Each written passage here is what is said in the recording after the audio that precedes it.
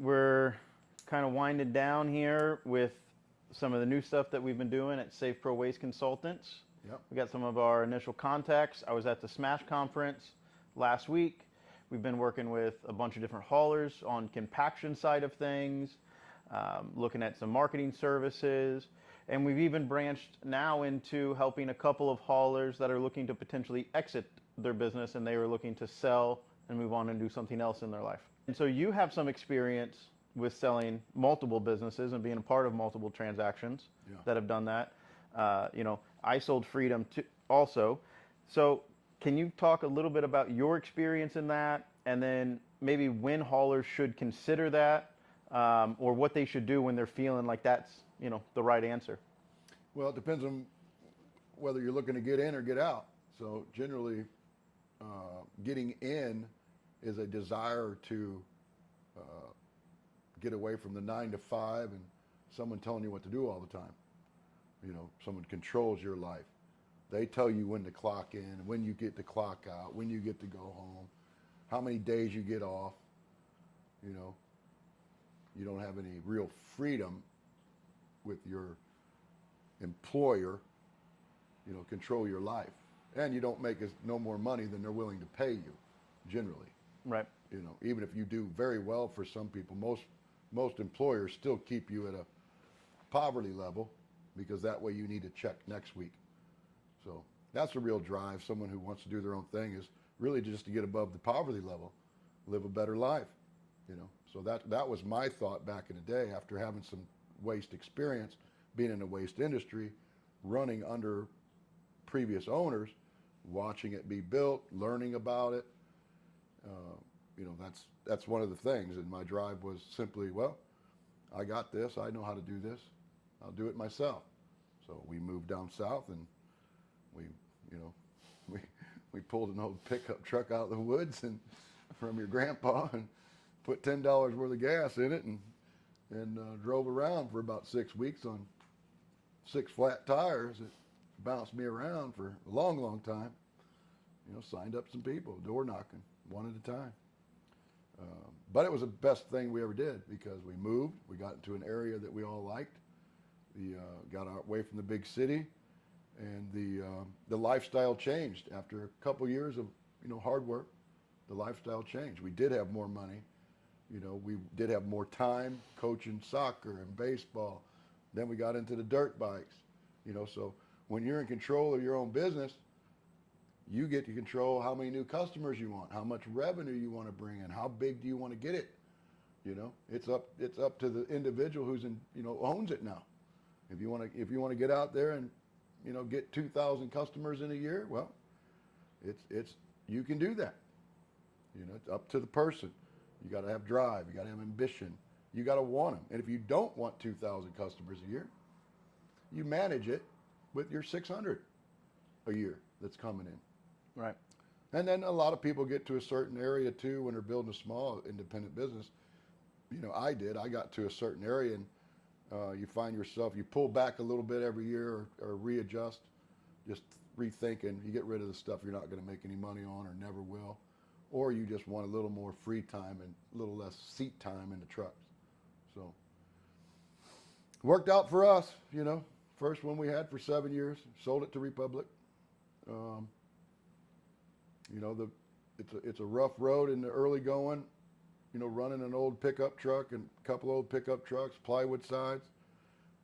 But it wasn't long after we bought our first brand new truck, once we got up there. It wasn't long after that, and then Republic come knocking, So there's you always got to remember to build it to keep it. If it's going to be your livelihood, you got to build it to make it yours. Right. And you're going to feed off of it. You're going to eat off of it. You're going to pay your bills. You're going to buy your new trucks, or you pay your house payment. So you got to build it as if you're going to keep it. If the sale comes and you do sell it later, hey, that's an added benefit. But you don't start building a trash business just so you can sell it, because you never know when that's going to come or if it does. So you build it to keep it. Talking about like the old trucks versus the new trucks, that's something that's came up a lot is, when should a company buy, a new truck versus an older truck, right? Older trucks are cheaper. Maybe you have some cash you can start out with, so you don't have the burden of monthly payments and that kind of stuff. You know, and then new trucks are expensive. Yeah. There was a period in '04, I guess, when the new emissions started,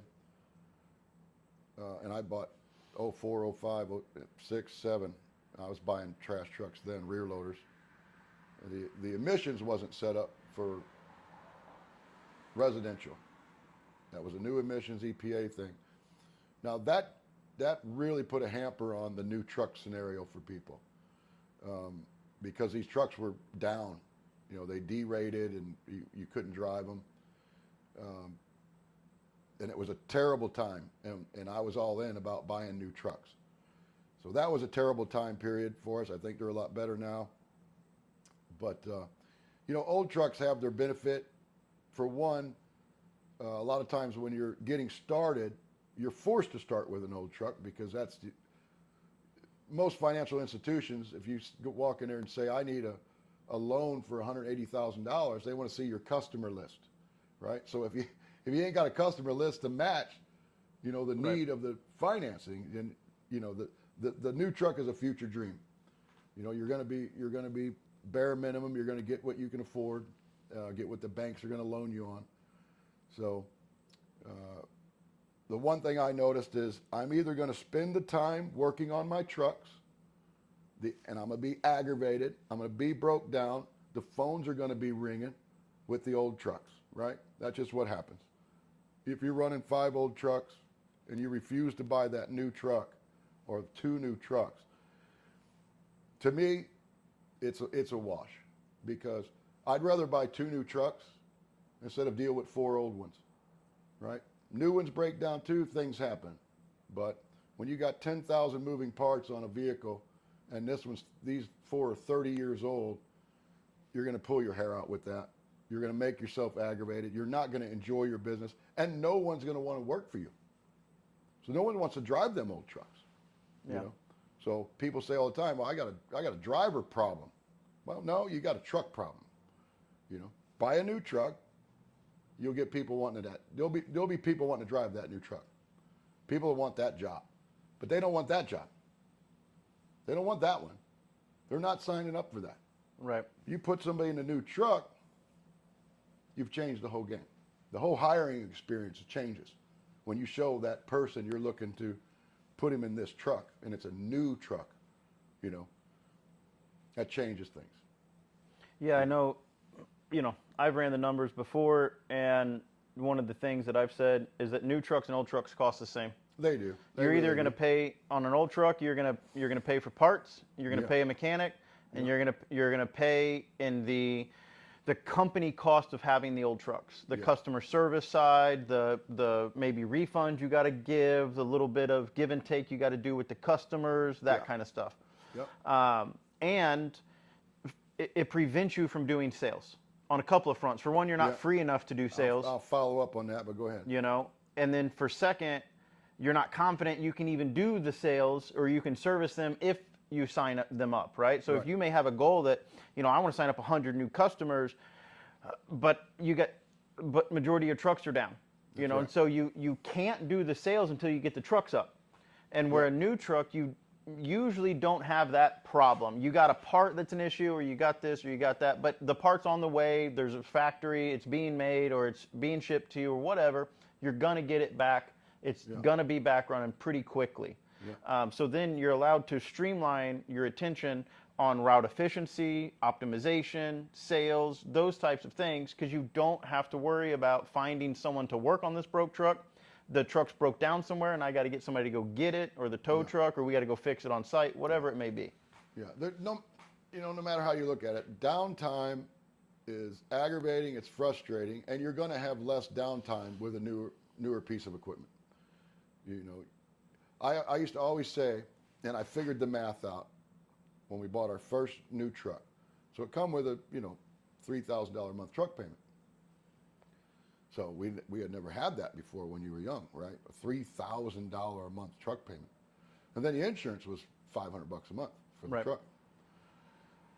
But the one thing I realize is if I spend 20 more minutes a day, I get to drive a new truck. My effort, my time, what I did for the day, how much time I put into the business. If I spent 20 more minutes a day than we was with the old trucks, right? Now I mean running the routes. Right. I don't mean working on the trucks all night at Brian's shop down there. I mean 20 more minutes a day of picking up a little bit more trash, acquiring a few more customers, right? Making my day a little longer. That truck was paid for. It didn't cost me nothing but 20 minutes a day to pay for that truck. Because the old truck was already costing almost all of it. The old truck was costing all that anyway. And after that 20 minutes, now throw in an extra hour if you get that spring fever. You know, you got a new truck to go around on a Saturday and show everybody the new truck. People come out of the woodwork. People love new trucks. Drivers love them. You know, owners love new trucks. Customers love new trucks. Everybody loves new trucks. You know, it just makes things so much easier having new trucks. It really, perception is reality. And is. when you bring in new equipment, Yeah. it puts a different message out there to the community. Yes. And customers congratulate you Yep. a lot on the new trucks. They see Yep. this, they see that, they see your business growing, you're investing. Yep. And you can't be scared to charge your customer the necessary price to make sure you can drive new trucks. A lot of people that drive old beat up trucks, you know, they're 30 years old. I mean, I've seen guys driving 40-year-old trucks, you know, and they're working on them constantly. You know, or even a 20-year-old truck, they're working on it constantly. But most of the time, what I find when I have conversations with them, and you've had conversations with them, they don't think the customer will give them another $2 a month to buy the new truck. I have not found that to be anywhere close to reality. Right. I have never, ever had more than maybe 1 out of 400 customers complain about a $2 increase after they've seen the new truck. You show them your new truck, you advise them you're buying a new truck. Here's a couple dollars more a month that we're going to need out of the, 3,000 customers. We need a couple more bucks to help us afford this new truck. Right. Right. So, and then really, once you implement your strategies right, that $2 increase is going to help you with the next truck because it's coming. You know, once you put that new truck and you've been around for a while and you put that brand new truck out there and the community gets to see it, you're enjoying it. The drivers they all want to drive for you now, right? Right. Local people, they're like, oh, I want to drive for Kenny. Well, then you bring in that second truck, you have no problem finding a driver. Somebody wants to drive that second new truck. You know, all the people that didn't want no part of your business the first 5 years when you were running old beat up trucks, now they're all interested in working for you now. They want to drive your trucks. Right. They like your character, they just didn't like your trucks. So, yeah, so new trucks solve a lot of problems.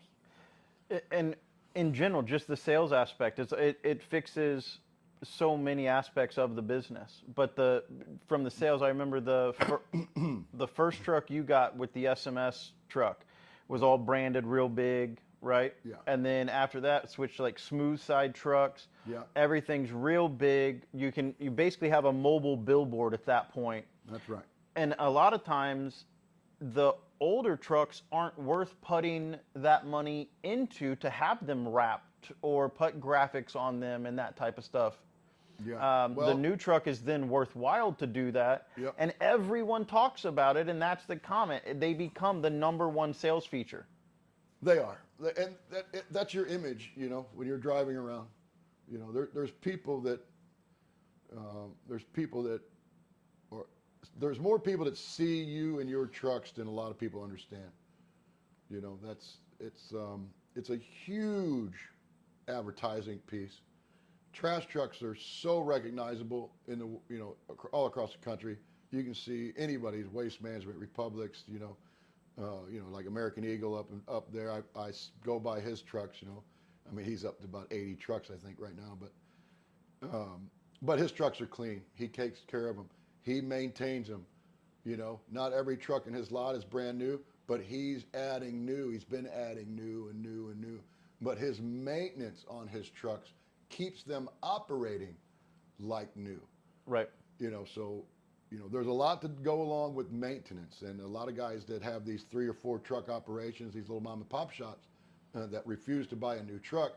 The problem is they're working on their truck and repairing it, but they're not maintaining it to begin with. Preventative maintenance. They're not doing preventative maintenance regularly because they're so exhausted from changing the PTO pump. Right.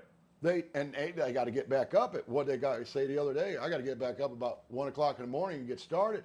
Right. You know, well, so the old trucks will beat you down, and beat you down.